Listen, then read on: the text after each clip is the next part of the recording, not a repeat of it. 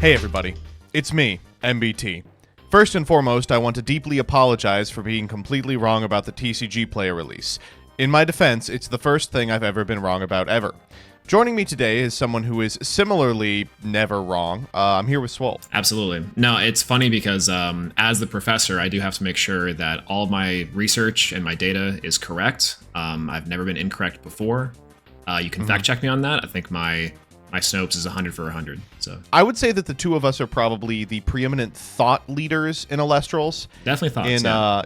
I spend a lot of time thinking about Elestrals. Not so much time like winning events, but I spend time thinking about it. Yeah, I mean, thank God, because what else would we think about? Yu-Gi-Oh? Blech, gross. Yeah, sometimes I like to simulate a match of Yu-Gi-Oh in my head. I just go, oh yes. Multi-Charmy Perulia and Fualas. How interesting. Yeah. However, I've already calculated a shifter in draw phase. Yes. It doesn't quite work for Elestrals in that way. I will say, as much mental energy as we spend going, okay, my opponent just put down Rabbit in defense, set 3 pass. All right, I don't have an out. Fuck. There you go. All right, I lose. But today we're going to talk about, I think, I would say probably the most important thing facing the Elestrals community. Elestrals is largely composed of Yu-Gi-Oh! Expats right now. As much as I love the Yu-Gi-Oh! Community, they're kind, they're understanding, they're progressive, they're, I would say, emotionally mature. For sure. They're really, really bad at naming decks. Well, okay, that comes from the #1 thing facing the Yu-Gi-Oh! Community. It's not transphobia. It's not homophobia. It's not xenophobia. It's being uncreative. Do you know how many years we've had to sit through? What does this card do? Yeah, I 100% agree. And let me be clear. I think that this is a problem that a significant number of card games are facing now. It used to be the Magic the Gathering. You'd be like, what's the best deck in the game? And they'd be like, oh, it's Captain Crunch. And you'd be like, what does that mean? And they'd be like, oh, it's mono red aggro. But these days, they just name decks what they are. Boros aggro, Dimir control. It's disgusting.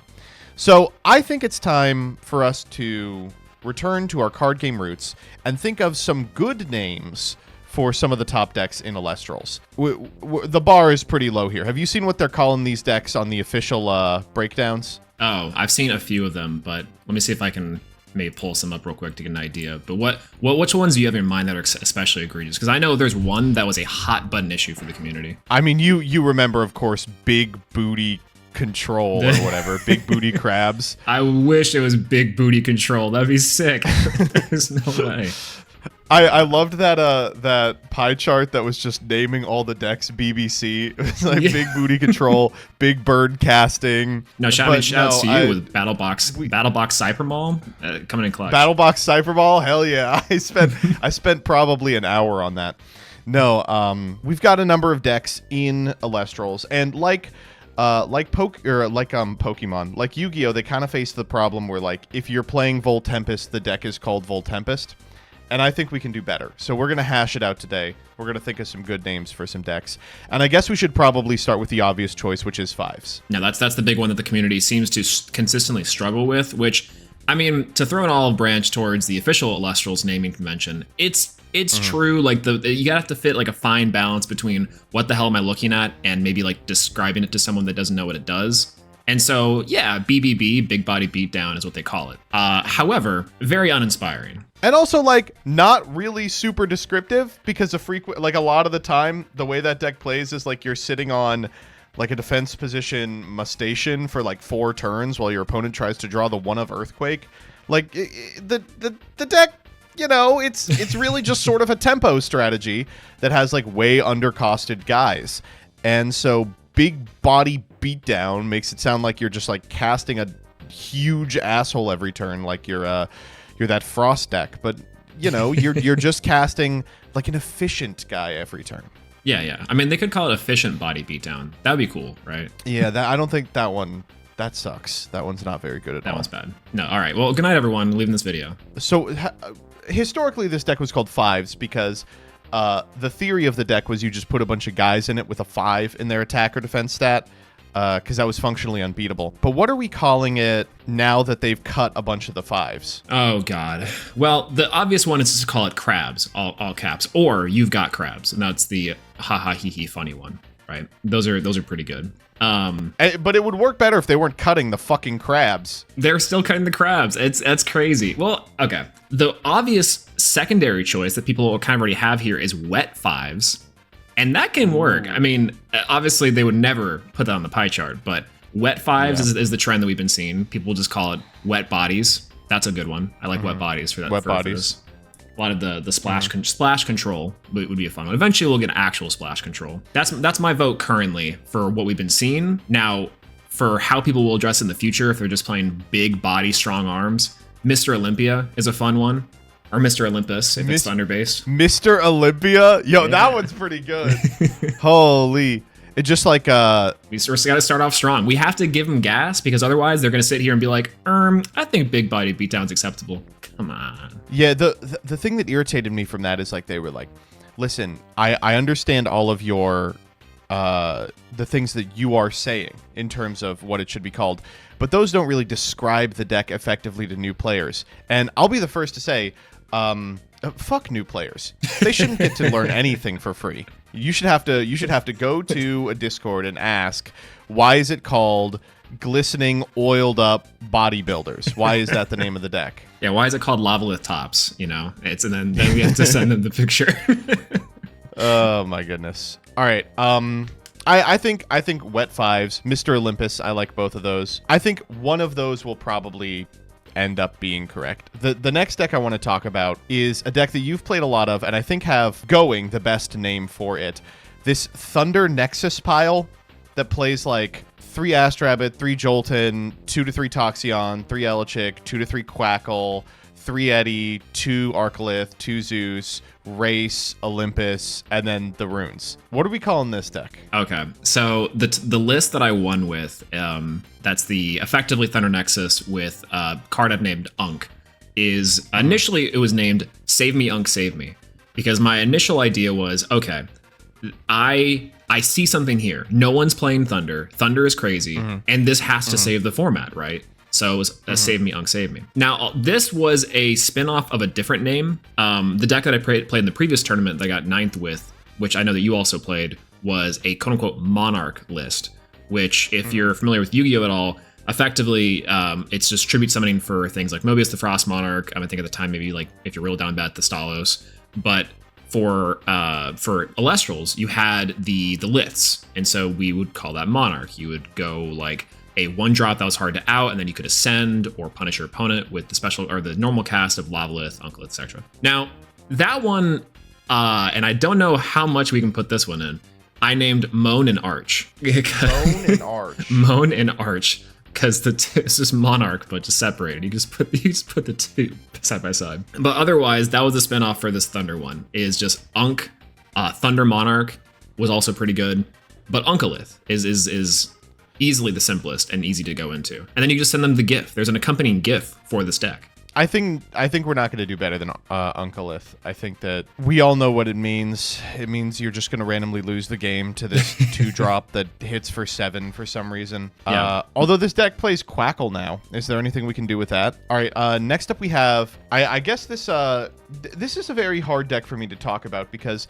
every person I've spoken with has rated this deck in their like top 3 or 4 of the format, despite the fact that the deck, I think, got its first top this last weekend. What the hell's going on with Fire Nexus? Fire Nexus. Oh my god. Okay, do you want to talk about this one for a little bit? What names you might have going for it? Because this is a sleeper deck. I mean, that was the big thing with Trish, I think, bringing it to the case tournament. Trish is fantastic. He is really the Rock Lee of Elestrals.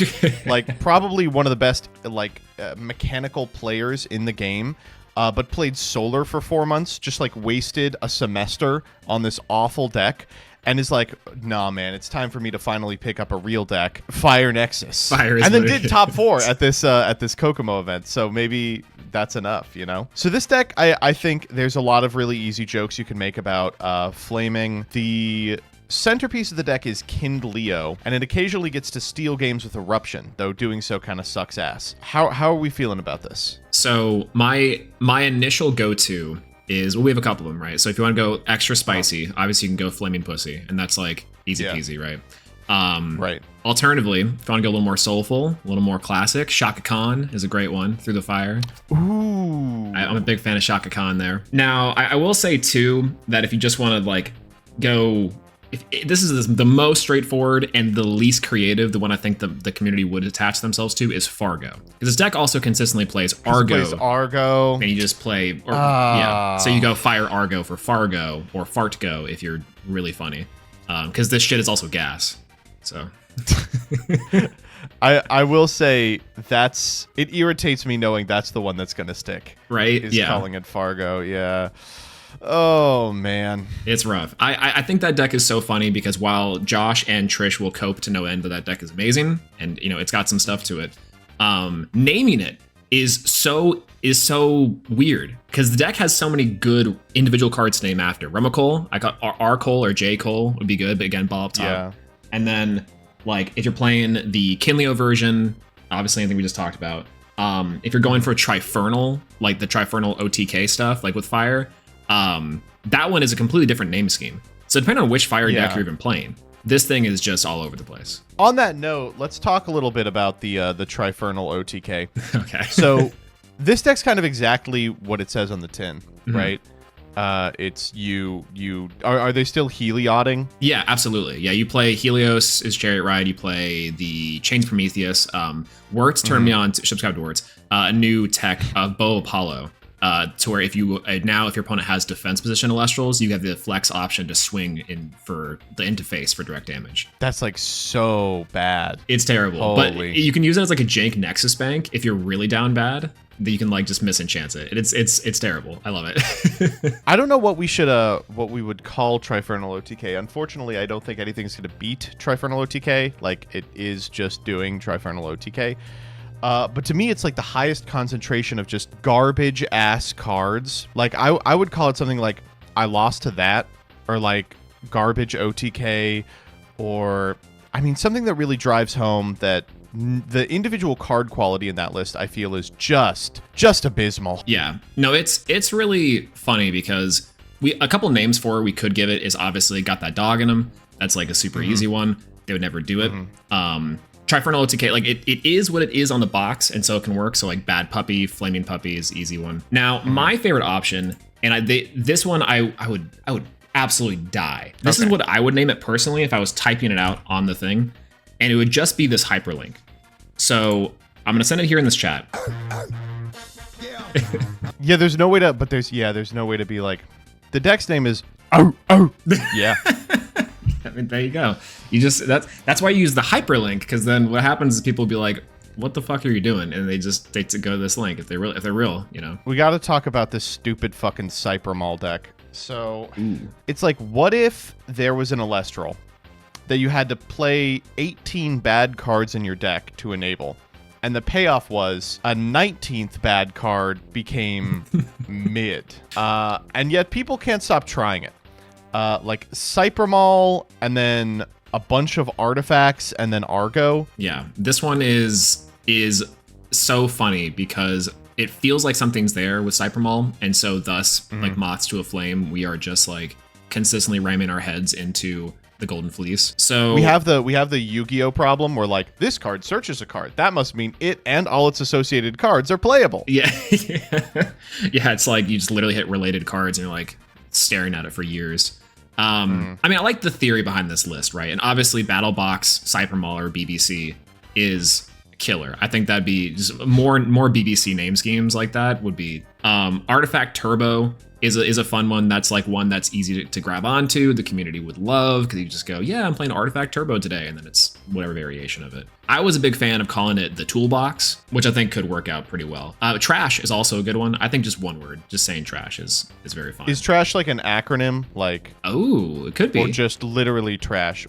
It's one of those, like, what is it called? There's a word for it when you think of an acronym first and then you try to reverse engineer what it stands for. Oh, God. I'm not going to be able to remember it. Chat, sound off in the comments if you remember this literary device. It's Yeah, we'd have to like name it like something cutesy, like, you know, cache, like the spelling of CHE. It'd have to be like terrible runes and Cyphermal, whatever H would be, and then whatever E would be. So all we need to do is fill in the H and the E. So that comment section, let me know what would happen. So again, it's terrible runes and Cyphermal. We need the last two in this cipher. We just need one, right? We just need the H. Well, that'd be track. I see. Yeah, we need an E there. I see. Terrible track. Could be like trace. Ooh. Terrible runes and Cyphermal ELESTRAL'S. Yeah, woo! No. Trace can be good. You could do Trace. Help us out here, chat. And then I think the most important one is what we expected to be the best deck in the format, and then it turned out it was, the first week. Earth Nexus. Oh, God. This deck's just like the 5 best Earth Elestrals, and then Altar.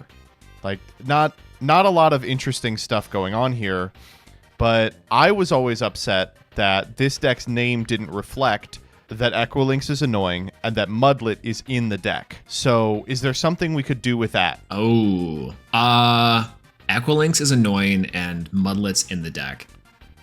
Like, it's got to be like pig something, like pigs in a blanket, but I don't know what the blanket would be. Yeah, that's what I was thinking. I'm like, this one's kind of a weird one, because I will say, at least with this the Earth Nexus deck / Earth Beatdown, pretty much whatever either incarnation is the exact same, and also unfortunately describes exactly what the deck does. But now with it's Mudlet, Earth Nexus is. Have you ever heard the idiom cast pearls before swine? In this one, you're literally casting swine. That one might actually be the closest that we could get to an actual cool name. Chat, Otherwise, if you can think of a pig-oriented name for Earth Nexus, please. Wait, sausage links. Sausage links. Fuck! Oh, it's right there. No. We're done. That was it.